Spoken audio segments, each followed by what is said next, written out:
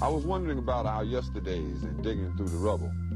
And to say the least, somebody went to a hell of a lot of trouble to make sure that when we looked things up, we wouldn't fare too well. And we would come up with totally unreliable pictures of ourselves.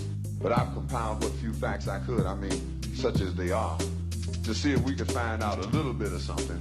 And this is what I got so far. First, white folks discovered Africa. They claimed it fair and square. Cecil Rhodes couldn't have been robbing nobody because, hell, there wasn't nobody there. The white folks brought all the civilization because there wasn't none around. How could the folks be civilized when wasn't nobody writing nothing down? And just to prove all of their suspicions, well, didn't take too long. They found out that there were whole tribes of people in plain sight running around with no clothes on. That's right.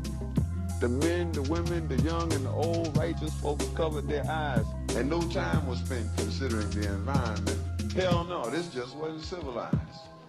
And another piece of information they had, or at least this is what we were taught, is that unlike the civilized people of Europe, these tribal units actually fought.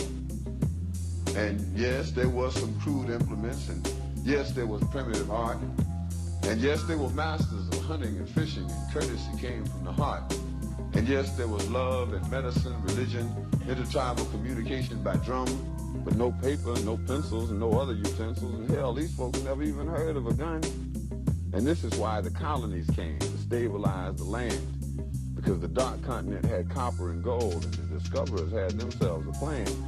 They would discover all the places with promise. You didn't need no titles and deeds. Then they would appoint people to make everything legal, to sanction the trickery and greed. And back in the jungle, when the natives got restless, they would call it guerrilla attack. And they would never describe that the folks finally got wise and decided that they would fight back. And still, we are victims of word games. Semantics is always a bitch. Places once referred to as underdeveloped are now called mineral rich.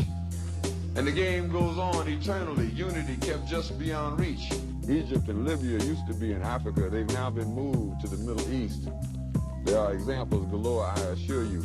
But if interpreting were left up to me, I'd be sure every time folks knew this version wasn't mine, which is why it is called His Story.